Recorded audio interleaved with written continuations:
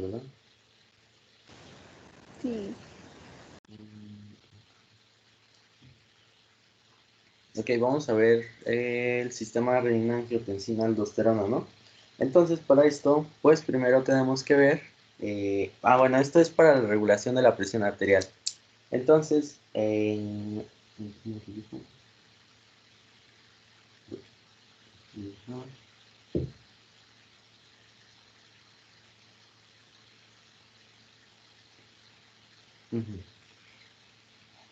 ok, bueno, primero vamos a ver esto de la presión arterial. Entonces, la presión arterial viene a ser definida por el gasto cardíaco. Esto sí es importante que lo sepan. Presión arterial es igual a gasto cardíaco por la resistencia, ¿no? Entonces, para esto es que el gasto cardíaco también viene a ser definido por el volumen sistólico, es decir, el volumen que es expulsado con cada sístole, y además con la frecuencia cardíaca. Entonces, eso nos va a dar el gasto cardíaco, ¿no? Todo esto va a ser el gasto cardíaco. Y el volumen sistólico de que va a depender de la precarga, del inotropismo y de la poscarga, de lo que es la precarga. Entonces, el concepto de precarga es el volumen de sangre que va a estar llegando al corazón, ¿no? Va a ser como un volumen que más o menos comprende el 30% de la sangre total del cuerpo, que va a ser como un apoyo cuando necesitemos esa sangre. Luego, el concepto de inotropismo, bueno, eso sería la precarga, que va a estar enfocado más que nada a las venas. Eso va a estar en las venas, la precarga, en las venas. Y las venas, bueno, hay que ver esta característica de las venas, que tiene una capa delgada porque tienen una musculatura baja. ¿Por qué? Porque no necesitan de llegar a un estado de vasoconstricción. Pero eso no lo vamos a ver con las arterias, ¿no? Las arteriolas y en los capilares. Porque aquí sí va a haber mecanismos de vasoconstricción. Vamos a tener una pared más gruesa porque vamos a tener una mayor musculatura.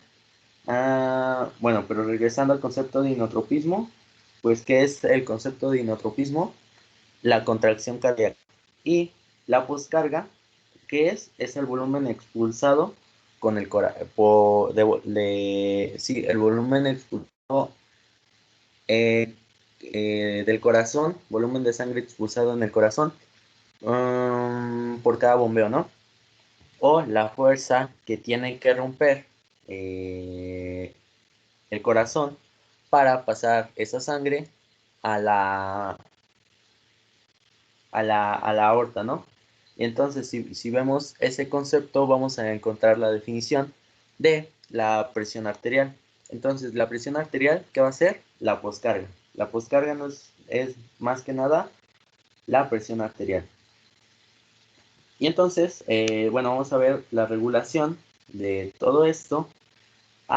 Primero a un corto plazo por el sistema nervioso simpático, luego a mediano plazo y luego a largo plazo, ¿no?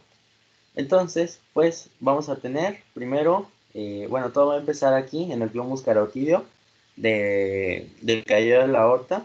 Entonces, ahí vamos a encontrar a los vasoreceptores y a los quimiorreceptores.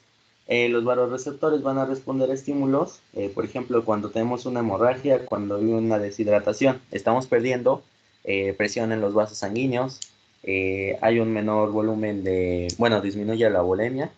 Entonces es un estado de hipotensión. No, está muy grueso el título.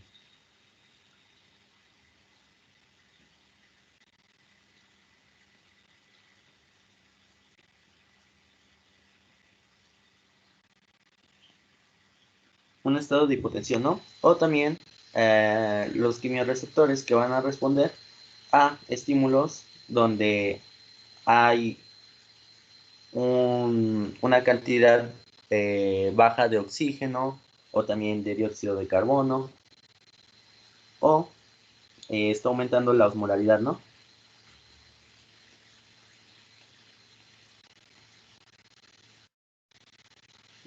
¿Y cuál habíamos dicho que era la osmolaridad del cuerpo humano? De 300 miliosmoles por litro, ¿no? Entonces, bueno, ah, lo que no vimos es que acá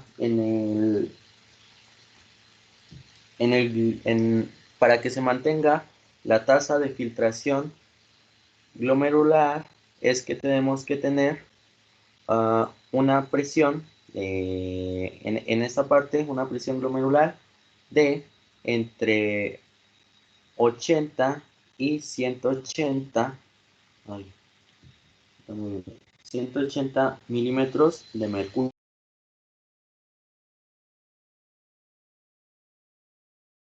No concibe ser, ya sea que estemos en un estado de hipotensión o de hipertensión, pues eso es dañino para nosotros, ¿no? ¿Por qué? Porque debajo de 80, a ver, me dicen si se deja de escuchar porque dice que insuficiente calidad de red. Bueno, pero debajo de 80 milímetros de mercurio, pues vamos a tener una hipoperfusión, ¿no? De sangre. Entonces no vamos a tener una correcta distribución del oxígeno en los tejidos. Y a una hipertensión, pues lo que nos va a ocasionar, pues son hipertrofias, remodelaciones. Entonces eso a la larga nos va a traer, pues una patología. Pero lo que decíamos acá es que, bueno, todo iba a empezar en el globus carotídeo del callo de la aorta, ¿no? Y además también en el tracto solitario de la aorta, del callo de la aorta. Bueno, aquí el par craneal 9, a través del nervio de Haring, pues nos va a estar inervando el área neurosensorial. Pero ¿dónde está el área neurosensorial? Bueno, eso también está en el tracto solitario del callo de la aorta, que en su región posterior va a tener la área neurosensorial. En la área intermedia, bueno, en la región intermedia va a estar el área depresora, que eso ahorita no nos importa porque no requerimos deprimir nada. Y luego en la parte anterior, en la sección anterior, vamos a tener una área presora. Entonces, cuando se estimula el área neurosensorial, pues lo que va a pasar es que vamos a tener una depresión del área depresora. Esperen, déjenme, me pongo mi manga para poder escribir bien. Que déjenme encuentro.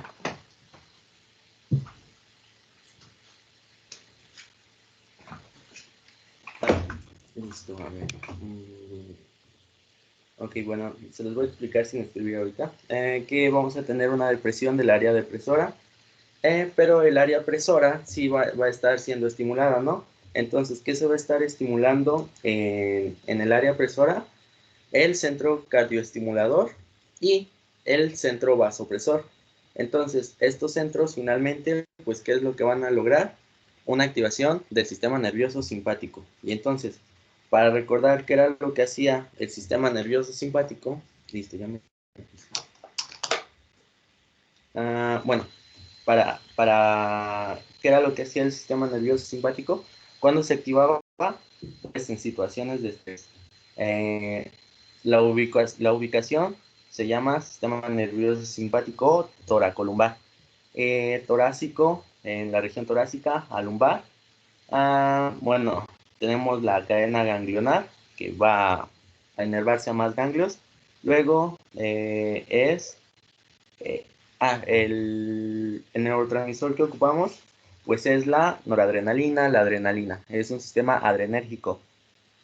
Y bueno, esto nos va a servir para tener un tono vascular continuo en la fisiopatología que nos puede causar, pues, una hipotensión ortostática, que es estos mareos. Por ejemplo, tú estás acostado y de la nada, no sé, empieza a sonar la olla de frijoles, ¿no? Que se te están quemando. Entonces te levantas y como que te mareas, ¿no? Eso es una hipotensión ortostática, un síntoma de hipotensión ortostática.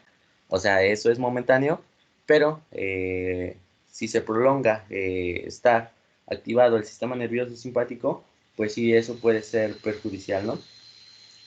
Entonces, la activación del sistema nervioso simpático, ¿a dónde llega? Pues a la médula espinal, ¿no? Y entonces aquí ya tenemos nuestros ganglios, ¿no? Nuestra cadena ganglionar. Y era lo que ayer veíamos, ¿no? Todo esta, lo que pasa con los receptores, la neurotransmisión.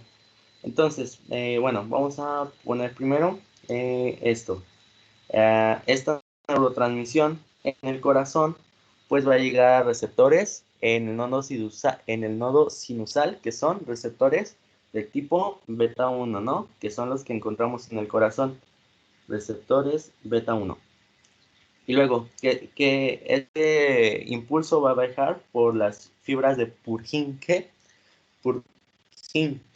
Y luego, esto nos va a aumentar nuestro inotropismo, que más que nada es un aumento en la frecuencia cardíaca. Entonces, nos va a ocasionar taquicardia. Si lo que queremos es tenemos una hemorragia, por ejemplo, estamos teniendo un cuadro donde tenemos una vasodilatación. Entonces, nosotros lo que queremos es aumentar el flujo sanguíneo, ¿no? Porque la vasodilatación es una presión arterial baja y una vasoconstricción genera una presión arterial alta. Entonces, pues un aumento en la frecuencia cardíaca es aumentar el flujo sanguíneo. Bueno, también con los receptores alfa 1 en vasos sanguíneos me va a ocasionar una vasoconstricción. Esto, pues, ¿qué nos va a ocasionar? Pues que hay una elevación en la presión arterial. Además, cuando se llega a la glándula suprarrenal, eso también ya lo habíamos visto ayer, se va a estar liberando adrenalina y noradrenalina, que también, eso es los alfa 1, pues, ¿a qué son receptores qué? Adrenérgicos, ¿no? Y bueno, también los beta 1 son receptores adrenérgicos, entonces nos están estimulando también el aumento en la frecuencia cardíaca. Otro estímulo, pues, es con las venas, ¿no? Nos pueden generar una venoconstricción, que es una vasoconstricción, pero un poco menos fuerte que la vasoconstricción acá en las arterias, ¿no? Pero aún así estamos elevando la precarga. Y eso, lo que sucedió, que si elevábamos la precarga, es que estamos elevando el volumen sistólico, entonces, por lo tanto, estamos elevando el gasto cardíaco y automáticamente la presión arterial queda elevada. Pero además aquí, cuando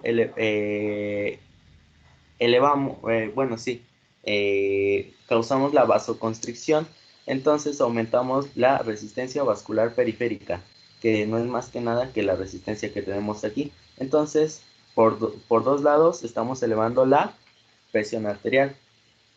Y bueno, otra respuesta que vamos a ocasionar es en las células yuxtaglomerulares, ¿no? ¿En dónde estaban esas células? En riñón. Entonces, esto se llega a los receptores adrenérgicos. Este es un receptor adrenérgico, beta 1. Luego, pues que se activaba la cascada adenilatociclasa, MP cíclico, calcio, y luego se libera renina. Entonces, esta renina, la enzima renina, es más que nada un puente de conexión a la regulación a mediano plazo bueno, esta regulación homeostática, ¿no?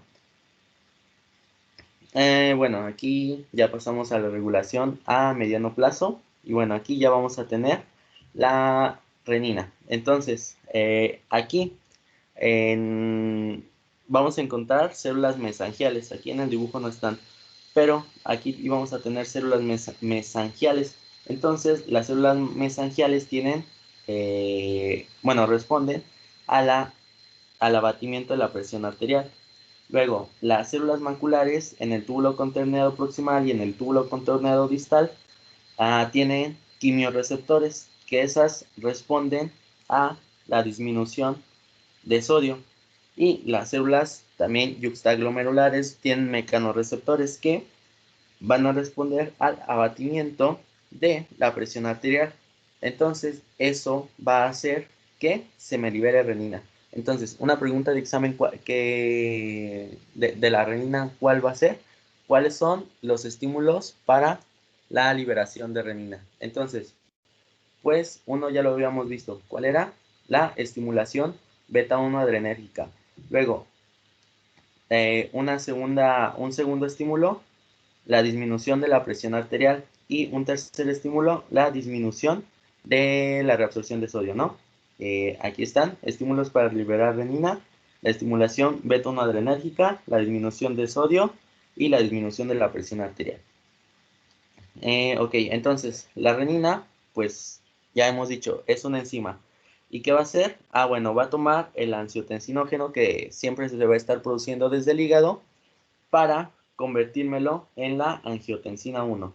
La angiotensina 1 va a andar por ahí en el torrente sanguíneo y va a llegar a la enzima convertidora de angiotensina. Esta enzima también está en todo el cuerpo, pero mayormente en pulmón y en riñón. Entonces, la angiotensina 1 pasa a angiotensina 2. Luego, la angiotensina 2 tiene dos tipos de receptores, ¿no? Los receptores de angiotensina 2 de tipo 1 y los receptores de angiotensina tipo 2. Los receptores de angiotensina tipo 1, aquí vamos a encontrarlo, por ejemplo, en riñón, en la arteriola eferente aquí en riñón, en la nefrona, pero por ejemplo aquí en la glándula suprarrenal, pues llega la angiotensina 2 a un receptor de angiotensina 2 de tipo 1, pues se activa esta cascada de la adenilato ciclasa, AMP cíclico, y me va a estar produciendo aldosterona. Y ahorita vamos a regresar a ese punto de la aldosterona. ¿Por qué? Bueno, primero vamos a ver lo que causa el receptor de angiotensina 2 de tipo 2 en las arterias. Entonces va a haber un aumento en la actividad simpática, es decir, va a causar, la estimula positivamente, va a causar una vasoconstricción. Entonces, eso es un aumento en la presión arterial. Patológicamente, pues, estamos aumentando la remodelación y nos va a causar la hipertensión arterial. De momento nos sirvió para elevar la presión arterial, sí, pero a la larga no nos va a servir. En el corazón también tenemos receptores del tipo 2, ¿no? De angiotensina 2. Luego vamos a aumentar la contractibilidad cardíaca, aumento en el inotropismo. Vamos a tener un aumento en la actividad del sistema nervioso simpático, aumento en la contracción y patológicamente estamos también causando la remodelación, que eso nos puede causar una hipertrofia. De momento nos sirvió, sí, pero a la larga no nos va a servir. De igual manera, la aldosterona tiene esa función que aumenta el inotropismo, es decir, aumenta la contracción, pero a la larga, pues sí, puede ser perjudicial con una hipertrofia y la remodelación. Pero ¿qué más hace la aldosterona? Bueno, aquí en el túbulo colector llega a receptor de aldosterona, activa esta enzima que capta sodio, entonces está captando sodio y aumenta el sodio, bueno, este tendría que ir aquí en la región. Ah, pues sí, que está del lado del torrente sanguíneo. Entonces aumenta sodio, pero se está eliminando potasio. Entonces, eso nos puede causar una hipopotasemia, ¿no? Suena feo, pero así se dice. Entonces, es una disminución en la diuresis, ¿no? Bueno, la aldosterona, ¿qué más nos puede causar? Ay, bueno, no. ¿Dónde está? ¿Dónde está? No, ya no tengo más acciones de la aldosterona aquí. Bueno, seguimos con la angiotensina 2, ¿no? Habíamos dicho que cuando llega ya es un poco así. Cuando llega a la arteriola eferente, va a haber receptores de angiotensina de tipo 1. Entonces, causa una vasoconstricción, se va a mantener la diuresis, pero también se va a mantener la tasa de filtración glomerular. Y bueno, en el túbulo contorneado proximal, ¿qué nos va a hacer? Bueno, aquí ya nos dice, bueno, tenemos niveles bajos de sodio. ¿Qué tenemos que hacer? Reabsorber el sodio. Entonces esta flecha está al revés. Tenemos que reabsorber sodio, ¿no? Sería para acá. Tenemos que reabsorber sodio. Pero con el sodio siempre se está reabsorbiendo una cantidad de agua. Entonces, también aumentamos la volemia, ¿no? Aumento en la volemia. Y la angiotensina 2 también lo que hace es que a nivel del sistema nervioso central llega al hipotálamo y en el núcleo supraóptico hace que se libere la ADH, la hormona antidiurética. Entonces, una pregunta de examen, sería ¿cuáles son los estímulos para liberar ADH?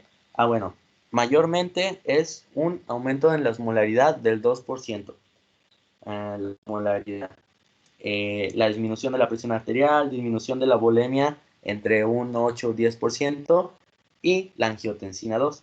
Entonces, la ADH, ¿qué hace? Bueno, llega aquí al túbulo colector y entonces llega a este receptor V2, vasopresina 2, y lo que hace es que les dice, bueno, pues tú libérame acuaporinas. Entonces, las acuaporinas 1 se van a estar produciendo de este lado, aquaporinas 1 del lado luminal, bueno, de la luz del túbulo contorneado, y las aquaporinas 2 en la cara interna de, pues de todo esto, ¿no?